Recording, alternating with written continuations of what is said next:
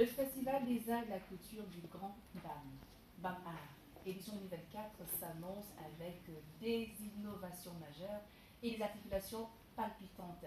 Avec au bout du compte l'implémentation de projets favorables à la pérennisation des acquis, des traditions, mais aussi pour le développement, voire l'épanouissement socio-économique des populations du Cameroun tout entier.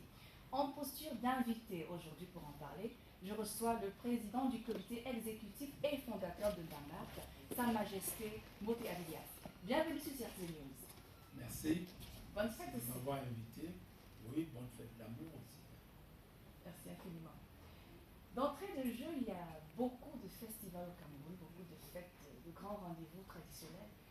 BAMAR, c'est quoi? C'est quoi de spécifique dans les grands rendez-vous et festivals culturels au Cameroun? Oui, c'est une très bonne question, parce qu'il y a souvent une confusion dans ces fêtes des communautés.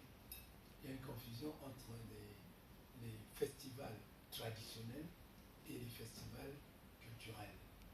Donc, BAMAR, c'est un festival culturel, parce que vous avez certains festivals qu'on appelle aujourd'hui festivals, comme le Mwon ou le Ngondo, ou bien d'autres, qui sont des festivals traditionnels. C'est-à-dire qu'il s'était passé un événement, le roi Charles, par exemple, pour le Mwon, avait décidé qu'on le juge, que chaque année, sa population le juge, s'il a bien gouverné ou pas. Et au départ, les gens avaient peur, croyant qu'il est piège, mais finalement, ça s'est passé et la tradition est donc restée que chaque année, ou chaque 2 ans maintenant, on juge le roi. A-t-il bien travaillé ou pas?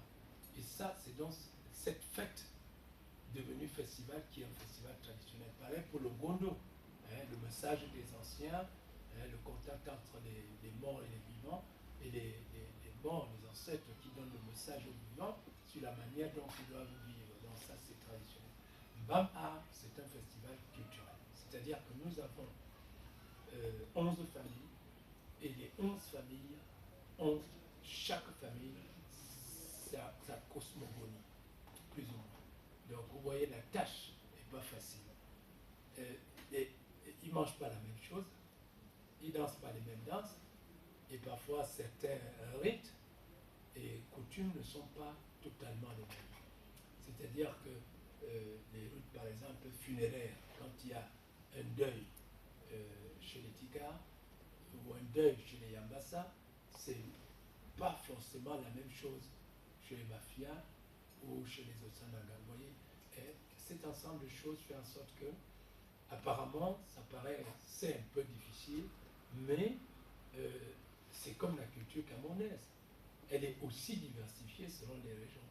Donc le MBAM étant un peu ce Cameroun en miniature, nous avons ça. Donc nous avons voulu que ces cultures soient d'abord connues, parce que c'est ça, à connaître ce que nous sommes, ce que nous étions, comment, avec quoi nos parents chassaient, avec quoi nos parents pêchaient, comment nos parents faisaient tel ou tel rite, telle cérémonie, comment elle était organisée, comment on demandait une femme en mariage, tout le processus et tout le reste qui regarde le matériel et l'immatériel.